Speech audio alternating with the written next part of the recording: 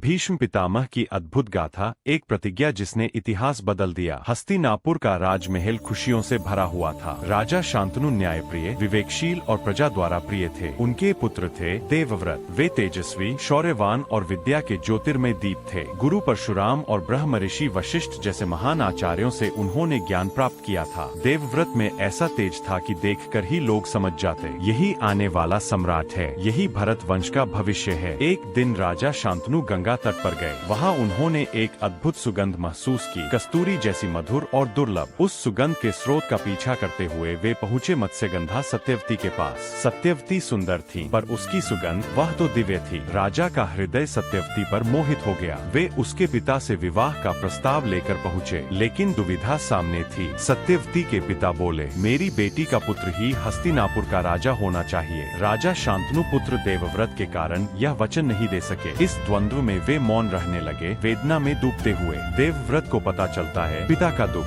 देवव्रत के लिए अपने पिता का दुख असहनीय था। उन्होंने सत्यवती के पिता से मिलने का निश्चय किया। वहाँ पहुंचकर उन्होंने वचन दिया, मैं सिंहासन का त्याग करता हूँ। मेरी संतान कभी राज सिंहासन नहीं मांगेगी। हस्तिनापुर का भविष्य सत्यवती के पुत्र ही होंगे। लेकिन अभी भी एक संदेह बाकी था। सत्यवती के पिता ने पूछा, परंतु यदि तुम विवाह करोगे तो तुम्हारी संतानें अधिकार मांगेंगी। तभी वह क्षण आया जिसने देवव्रत को भीष्म बना दिया। भीष्म प्रतिज्ञा जिसने देवव्रत को अमर बना दिया। देवव्रत ने दोनों हाथ उठाए और आकाश को साक्षी बनाकर बोले, मैं आजीवन ब्रह्मचारी रहूंगा, कभी विवाह नहीं करूंगा। हस्तिनापुर की रक्षा और इसकी परंपराओं को अपने प्राणों से भी ऊपर रखूंगा। स्वर्ग से पुष्पों की वर्षा हुई। ऋषि मुनि आश्चर्यचकित रह गए। आकाश गूंज उठा। इनका यह कठोर संकल्प भीष्म है। और तभी देवव्रत का नाम अमर हो गया, भीष्म पितामह। भीष्म ने अपने पूरे जीवन में हस्तिनापुर की सुरक्षा को, कौरव पांडव दोनों को, न्याय और धर्म को, अपने पिता के वचन को सबसे ऊपर रखा। उनका जीवन 3 शब्दों का प्रतीक बन गया, त्याग, धर्म और समर्पण। वे कभी अपने लिए कुछ नहीं मांगते थे, न राज्य, न सुख,